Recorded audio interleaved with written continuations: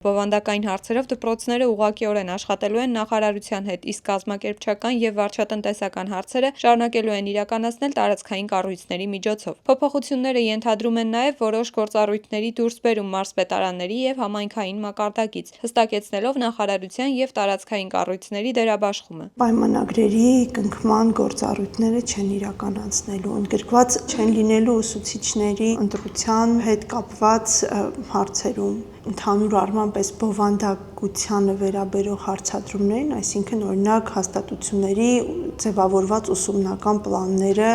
ուսումնասիրել և դրանց վերաբերյալ դիտարկումներ անել, այս գործընթացին չեն մասնակցելու և դրա փոխարեն անելու են նոր